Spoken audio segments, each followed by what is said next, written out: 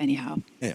Because I don't like pawn takes pawn, because the knight will jump into the center, and I feel like white's position could collapse. So e5. That's what he's and doing. then Bishop to g4. Yeah, that's what I was about to suggest. Like, go bishop g4, and after bishop g2, which is very natural, right? I'm not sure if there is. Well, technically knight h4 you could think of. And Pranesh, as far as I remember, when he was just much younger, he's known as a very quick player. So even though he's facing some unfamiliar position right now, I would say his response is rather quick. I would think longer, especially I'm not sure where to put my pieces. You know? This situation is a little bit unorthodox. Absolutely. And I want to say that games like this are a nightmare for a chess coach. Because, like, you know, you have your students. Black meanwhile does have a straightforward plan, just going c5, knight to d7, c5. And as long as he controls any potential sacrifices, you can live with your king. For instance, you could put your bishop on e7, and one common Caro-Kann thing is to just go king f8, and king to g7, and then have the rook guard the h5 point. Yeah, secretly I was hoping to scare you out of this position, Jovi, but then yeah, you're a Caro-Kann player, Yeah, so you're very happy. Well. So you're very happy. Yeah, absolutely. The light square bishop is off the board. That's all good. You don't like knights, they're jumping. No, I mean, g6 is hanging. Yeah, I'm not fair sure. enough. So there, I thought it's clear we're winning h4, and white's contemplate limited, but maybe not extinct. Well, I'm not sure. You can be winning h4, but you could lose your rook. What if I play queen g3? Yeah. Wait a second, g3 here? Yeah. Yeah, there's queen g7. I guess you go queen takes. Wait a second. And Queen c3. what's wrong No, but with there is I mean, G7 for those who are sort of blind? I mean, what happens if I take this guy? Queen g7 check. In goes.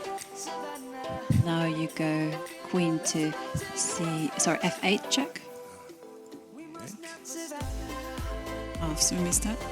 Yeah, I missed that one too. Maybe, yeah, so I finally got what your point was. Yes, if I go back to c7, then it's queen f7. Yeah. Originally, I just missed everything, and I was lucky that that I got this queen d8, but I have to pretend that I've seen everything. Yeah, I think what we are doing is queen h1. Yeah, well, that's what I was thinking. King. And then king f2. And then I think you can even go queen takes. Oh, queen h4. Not letting it to run away. It is. And Right. wait a second. So, G1, there's no checks, but there will be some F3 or something. Yeah. They're still kind of funky. It's not just a perpetual. You still have to find moves. And white still has to be careful, despite being an extra rook. Otherwise, somehow it's checkmate. Rook e2, so now Magnus will perhaps look for a line where he has some, trap. f3 is also a possibility, but we looked at that.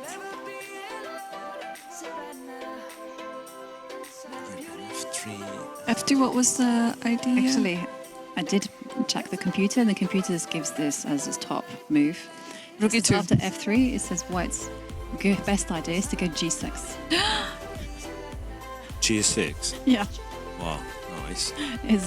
Okay, so the whole idea is that queen d1 is just simply going to be met by rook to e1, and it's a draw by repetition, but you can try to give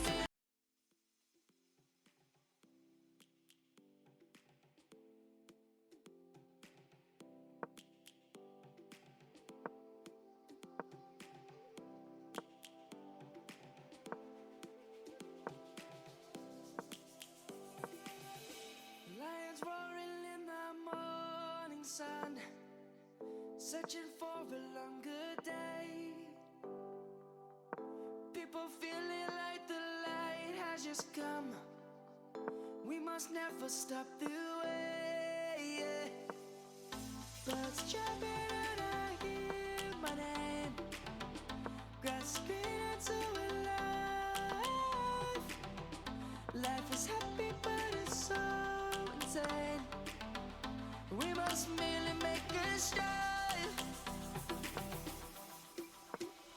Savannah, I'm coming home, Savannah. We'll never be alone, Savannah. The beauty of the world, Savannah. Let's all take a walk, Savannah.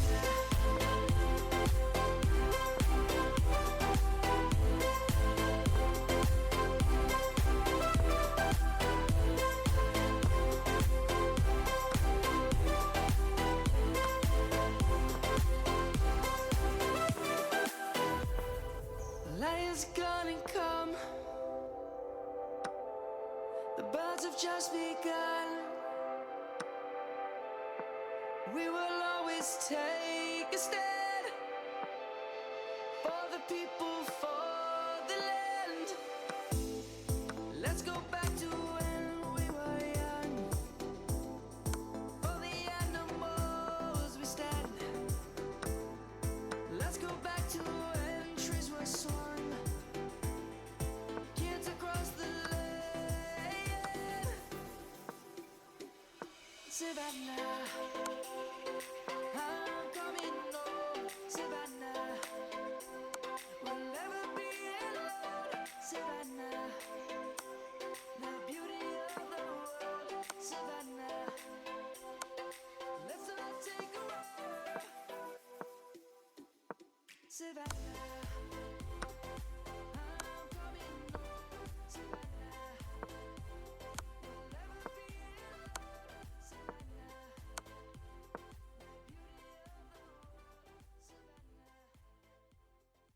Lacks some choice. Wait a sec, but if you take here, King takes. king takes, and you go queen e4.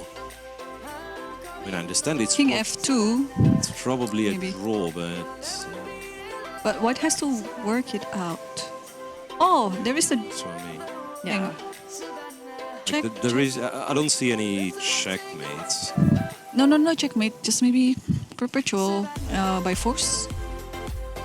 But hang on, after f3, do you have to play g6 or Otherwise, or what? queen f6? Queen f6 or because otherwise isn't bad things happening? Like queen. You've even got moves like king to g. What's wrong with rook e3 again? What's wrong with rook e3? Probably nothing. Birds have just begun. Yeah, and then after rook, after queen Oh, d1. no, queen d1, that's apparently a checkmate in 7. Oh, What? Because queen d2. queen d3. Oh, queen d3 check first. Oh, the You check. got queen c2 holding in. Wow. Wow. It's non-zero chance Magnus Carlsen will win this hopeless game still. Yeah. So many tricks in this position. So many tricks. And I believe it's so easy for his opponent to kind of, first of all, be frustrated that he missed this idea and also to think, okay, the win is long gone, so it's a draw anyway, I'll just play some moves. It's very hard to kind of return to this mindset that I have to work, which he kinda has to do after f3, if Magnus finds it. What I can see in Hikaru's game, I don't see the position in Hikaru's game, but I can see that move 43. And I mean, I'm still processing what happened. Basically, things got messy. He tried sacrificing his knight, but I didn't take it. And then my king landed on d6. And it was just a huge mess. But then he played rook c2, sacking his rook on a1. And Is that one? No, because you took it, right? I thought it's just a bad move, but then white has annoying compensation. And okay, I thought I was like consolidating after rook takes d7, but then he sacrifices his other rook with rook c6. And I had like briefly looked at this, I assumed it just didn't work. And then the more that you calculate here, the more you realize that there's so many lines where black is getting forked. After take, it's double check. And like king is just getting hunted, like king d6. I think they did, yeah. I think they did. So it's been quite a few amazing resources found by both players. Yeah. Right? Okay. No, because it was a fantastic game that Magnus played, managing to sacrifice a rook. Oh wow, With that's tech. maybe a theme of this round. For a drawing attack. But we can continue kind of discussing like the emotions that you had with this really exciting game. Yeah, it was a kind of emotional roller coaster, as is like every chess game I play these days. I really thought I was close to winning, and then I thought I was close to losing, so I'm still kind of cooling down from the adrenaline high. But I'm super curious to like analyze this game in depth and take away a lot of lessons. It was a kind of departure because we have seen you play earlier on like quite solid games, the London system. You applied a variation where you were slightly better, and here it was just all hell broke loose on the board. Yeah, Something that you're doing deliberately.